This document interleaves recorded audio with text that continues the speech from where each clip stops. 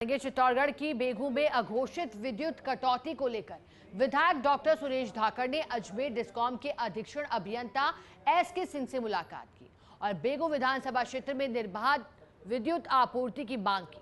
वहीं दूसरे जनप्रतिनिधियों पर तंज कसते हुए उन्होंने कहा कि 3 दिन में यहां विद्युत आपूर्ति में सुधार नहीं हुआ तो वो खुद धरने पर बैठेंगे। बेगू विधायक डॉक्टर सुरेश धाकड़ से बात की है हमारे सहयोगी पीके अग्रवाल। भीषण गर्मी का दौर जारी है तो निश्चित तौर पर लोगों को अब लाइट की भी ज़रूरत पड़ने लगी है, लेकिन लाइट की जिस तरह से मुख्यमंत्री ने भी निर्देश दिए हैं कि प्रदेश भर में निर्बाध रूप से विद्युत आपूर्ति हो। बेगू विधायक हैं, शिकायत की है कि उनके इलाके में बार बार बिजली कट रही है, ऐसी से मुलाकात की है और चेतावनी भी दी है। जानने की कोशिश करेंगे किस प्रकार से देखते हैं जिस तरह से आपने चेतावनी भी दी है और बेगू विधानसभा क्षेत्र की शिकायत दर्ज कराई है। पिछले विधानसभा चुनाव हो या अभी लोकसभा चुनाव हो, जनता जनार्दन ने हमारी झोली भर दी है। अब उनके मांगने की बारी आई कि हमें बिजली मिलनी चाहिए, तो निश्चित रूप से सरकार की और मेरी दोनों की सामूहिक रूप से जिम्मेदारी है कि हम बिजली की व्यवस्था करें। कहीं दिक्कत आ रही है, पिछले 7-8 दिन से रात को 10 बजे से 10:30 बजे से 1:30-2 बजे तक बिजली गुल रहती है। चोरों का आतंक अलग से बढ़ गया। तो मैंने सुबह ही कलेक्टर साहब को भी अवगत कराया और अभी एससी साहब के साथ खड़ा हूँ।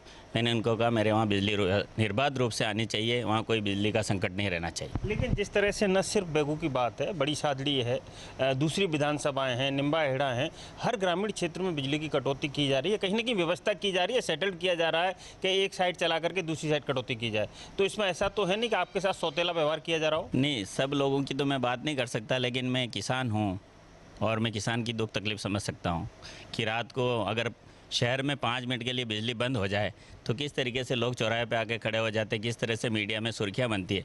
लेकिन गांव की बिजली बंद है तो सब लोग चुप क्यों हैं, इस पर भी मेरा प्रश्न है। लेकिन किसान के लिए हमेशा लड़ता रहूँगा, किसान की बात करूँगा। फिर मान के चलते हैं जिले के दूसरे जनप्रतिनिधि किसान नहीं है, किसान के बेटे नहीं है? हाँ, मैं तो खेती कर सकता हूँ, सारे काम कर सकता हूँ। दूसरों को भी एक बार बुलाओ, साथ में कंपटीशन करा लो, कुछ काम करेंगे। कोई हल चला सकता हो, कोई खेती का कल्पा चला सकता हो, कोई दूसरा काम कर सकता हो। किसान के नाम पे वोट सब मांग लेते हैं, लेकिन किसान की बारी आती है तो सब चुप रहते हैं। ये ठीक नहीं है, लोकतंत्र के लिए ठीक नहीं है।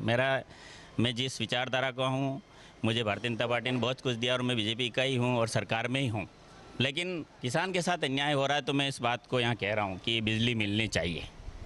अंत में सिर्फ इतना जानना चाहेंगे, जो आश्वासन आपको मिला है, अगर उस पर प्रशासन और बिजली व खरा नहीं उतरता तो अगला कदम क्या होगा सुरेश धाकड़ का? हमारी सरकार है, बिजली मिलेगी 100%, 100% सुचारू रूप से व्यवस्था चालू होगी। मैं आश्वस्त हूँ 100% कि मुख्यमंत्री के निर्देश की अधिकारी पालना करेंगे। फिर भी किसी अधिकारी में कोई कमी खामी रही तो उस पर विचार करेंगे।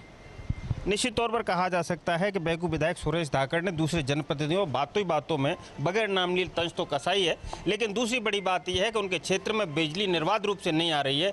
तो उन्होंने इस बात को लेकर के प्रश्न भी खड़ा किया है कि जल्द ही अगर बिजली शुरू नहीं हुई तो निश्चित तौर पर उनके जिस तरह तेवर भी हैं तो वो देखने को मिल सकते हैं। कैमरा पर्सन चंद्रेश जैन के साथ PK Agarwal, First India News, Chittorgarh.